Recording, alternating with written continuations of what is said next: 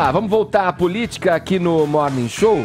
O presidente da Câmara, Rodrigo Maia, disse que o decreto sobre armas assinado pelo presidente Bolsonaro tem algumas inconstitucionalidades. Vamos lá, Vini. Esse decreto é aquele que facilita o porte, né, de armas para 20 categorias profissionais, inclusive a sua, né? Inclusive jornalismo policial. Eu até quero saber se essas notas policiais que eu falo aqui no Morning já me permitem andar armado, viu, Edgar? Mas enfim, tirando a brincadeira, é verdade, né, para jornalista com cobertura policial, também para políticos com mandato, também para caminhoneiros e moradores de áreas rurais, entre outras categorias, né, Edgar? E vem causando essa polêmica aí, porque foi por um decreto do Jair Bolsonaro, ou seja, com uma canetada já está tudo aí liberado agora, e aí se reclamou, né, de uma não discussão maior com a sociedade, com especialistas em segurança pública, uma própria discussão mais abrangente no Congresso, e é isso que incomodou um pouquinho aí o Rodrigo Maia, que disse que na verdade está conversando com o ministro da Casa Civil, Onyx Lorenzoni, Edgar, para acertar talvez alguns pontos aí de inconstitucionalidade deste decreto do Jair Bolsonaro, e que isso vai ser analisado com calma ali no Congresso, e caso realmente eles encontrem ali algum ponto de inconstitucionalidade, eles vão reavaliar, né? Isso, obviamente, é mais um ponto de divergências aí entre o presidente da Câmara dos Deputados e o presidente Jair Bolsonaro. E o Eduardo Bolsonaro, filho do presidente, Edgar, realizou uma palestra, inclusive aqui ontem, aqui perto da gente, no Clube Homes, e falou bastante sobre segurança pública, e falou também sobre essa questão aí do porte de armas, que apesar de já ter sido feito aí o decreto pelo Bolsonaro, ele acha que vai enfrentar uma batalha difícil, sim, tanto no Congresso ou até mesmo no STF. Ele disse que o STF é muito bom para julgar algumas questões, é muito rápido, né, para julgar algumas questões como o aborto, por exemplo, mas que ele sabe que nessa questão das armas aí, os tempos serão diferentes. E também fez algumas críticas aí a algumas instituições, como o Sou da Paz e como o Viva Rio, que são contrários a esse decreto, né, dizendo que eles não têm qualquer compromisso com a verdade, que eles acabam publicando dados falsos, metodologias erradas, e disse o seguinte, Edgar: o armamento é só uma pontinha de um processo de acadelamento da sociedade, a transferência de uma responsabilidade que é sua para o governo, como se fosse papel do governo defender todas as pessoas. Não é papel da polícia defender a sua casa quando alguém entrar lá. Quando alguém entra na sua casa, o primeiro responsável pelo combate é você. O meu cérebro não cresce mais do que o dos senhores, continua do mesmo tamanho. E é muito mais complicado você aprender a dirigir do que usar uma arma de fogo. Foram as palavras aí, portanto, de Eduardo Bolsonaro, que falou do Instituto Sou da Paz, Edgar, e o Instituto ontem soltou um levantamento dizendo que com esse decreto mais de 19 milhões de pessoas serão beneficiadas e estarão aí agora adeptas ao porte de armas. Mas dessas 19 milhões de pessoas, eu acho que é importante dizer que mais de 18 são os moradores aí de áreas rurais. E os outros vai englobando essas outras categorias que a gente já mencionou aqui. Bom, vamos ouvir a opinião de vocês.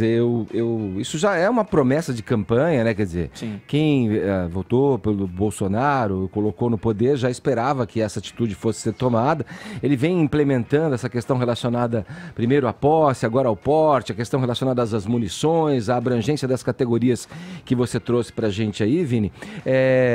Eu fico do lado eu sou um desarmamentista, eu já falei aqui. Eu acho que essa questão da segurança é um papel do Estado, e eu acho que a questão da segurança relacionada ao ambiente privado ali, ela se o Estado está na rua, tirando o bandido da rua, dificilmente você vai ter, ou pelo menos vai ter bem reduzido se a polícia está presente, bem paga, bem equipada, com trabalhos de inteligência funcionando como deve ser.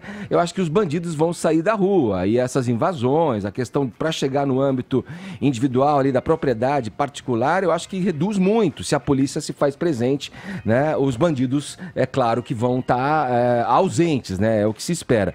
Mas eu sou um desarmamentista. Eu acho que isso pode gerar, sim, um efeito. Ninguém sabe, porque ainda não vivemos essa condição com as pessoas armadas, com as armas nas casas, pelas ruas, mas eu temo que isso possa gerar uma fatalidade, aumentar a letalidade nos confrontos, as mortes banais por brigas de trânsito, por questões banais, brigas de bar, né, como a gente vê acontecendo. Mas eu coloco aqui a minha opinião como um desarmamentista. E como consequência disso, a gente também tem que parar para pensar que pode haver um aumento na impunidade, sim, porque não adianta a gente achar que o Brasil funciona como um país de primeiro mundo. A gente é um país em que uma esmagadora parte dos homicídios nunca é resolvida ou mesmo investigada, dada a quantidade de crimes.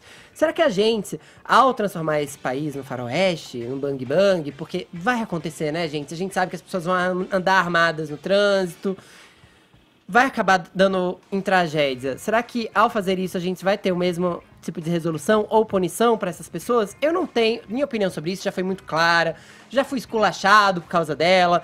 Eu não acho que as armas são a solução. Eu sou mesmo da pessoa que acha, sou aquela pessoa poliana que acha que a educação tem que mudar o mundo, que a gente tem que ter mais tolerância, que a gente tem que resolver mesmo com lei a coisa. Mas eu só queria trazer uma informação aqui que muito pouca gente fala ao falar do decreto sobre armas, que é o porte de armas. O acesso de crianças a armas será facilitado a partir desse decreto. Crianças e adolescentes, antes, para poder atirar no clube de tiro ou qualquer outra coisa, elas precisavam de uma autorização judicial. Com esse decreto, só vai bastar a autorização de um dos responsáveis legais para que as crianças possam ingressar em clubes privados de tiro. A gente não pode esquecer de tragédias que já aconteceram aqui no Brasil e que acontecem com constância nos Estados Unidos em colégios. A gente sabe o que acontece quando adolescentes e crianças frustradas, alvos de bullying, ou com traços de psicopatia, ou com qualquer sorte de motivos, a gente sabe o que acontece quando essas crianças revoltadas pegam a arma e entram no colégio. A gente tem que pensar se a gente tem mesmo que deixar armas na mão de crianças e adolescentes. E, por fim, eu também vi que a quantidade de cartuchos que pode ser adquirida aumentou de 50 para 1.000 por ano. Quem precisa de 1.000 balas? Bom, o Caio já se mostrou já aqui no programa como favorável a essa, mas quando você argumenta, se me corrija se eu estiver errado, você argumenta pela liberdade. Atender lá o plebiscito que foi feito, o referendo, não me lembro se foi referendo ou plebiscito na época que garantiu o referendo, né, em 2005, que garantiu que as pessoas querem ter o direito de comprar. Você segue essa linha de raciocínio. Você não vê, mesmo considerando nessa tua linha de raciocínio, risco dessas coisas que o Fefito colocou e que eu também mencionei, de que a matança pode aumentar, quer dizer, frente a uma aceitação, então, de que o Estado não garante a segurança da população, vamos adotar uma medida que pode gerar aí mais mortes. Você não tem essa preocupação que isso possa acontecer também? Olha, a gente tem só 2 dados objetivos para avaliar, vamos dizer assim, as primeiras reações a esse novo governo, né? O primeiro é que o número de invasão de terra, né, no primeiro trimestre desse ano, ele caiu de 43 para 1 invasão, né? Então, em relação ao mesmo período em 2018. E, por hora, o Brasil ainda não está vivenciando uma corrida armamentista nesse ambiente de faroeste aí que foi mencionado, porque o registro de armas, se você comparar com 2018, ele aumentou só 3,6%. Então, por hora, essa é a situação. O que de fato acontece, como você bem colocou, Edgar, é que está sendo feito o que foi prometido em campanha e validado pelo resultado das urnas, né, que é você esvaziar aí o Estatuto do Desarmamento. Mas é muito importante dentro dessa consciência liberal que tanto o Moro quanto o Bolsonaro, eles já afirmaram que a flexibilização da posse, do porte de armas, abre aspas, não é política de segurança pública. Ambos usaram, inclusive, essa mesma expressão. A gente está falando de um direito fundamental, de uma liberdade individual, de legítima defesa e de proteção da propriedade e da família. A gente tem um grande problema aqui no Brasil, na verdade, é um problema da realidade, né? A polícia ela não é onipresente e a gente vive num país continental. Então, especialmente considerando a realidade das propriedades rurais, né, a atuação estatal ela é limitada por força das circunstâncias. Então, a responsabilidade individual pela proteção da sua propriedade, ela fica subsidiária. A frase que o Vini trouxe do deputado federal Eduardo Bolsonaro, ela traz aí uma visão liberal até um pouco mais acentuada, né? Ele diz que o primeiro responsável pela proteção da propriedade é o indivíduo. Enfim, são essas as visões, mas eu não acho que a gente vai ter grandes problemas aí de escalada de violência, pelo contrário. Um dos elementos para a prevenção do crime é a dissuasão criminosa. O criminoso que sabe que o risco dele ser alvejado é maior, ele tende a evitar o ato criminoso. Então, de certa forma, você está pulverizando aí a ameaça de pronta resposta à atividade criminosa. Mas só o tempo vai dizer qual das teorias está correta. Nessa discussão toda, só para a gente fechar, só dá para dar o dado técnico aí do que vai rolar, se isso vai progredir, avançar no Congresso.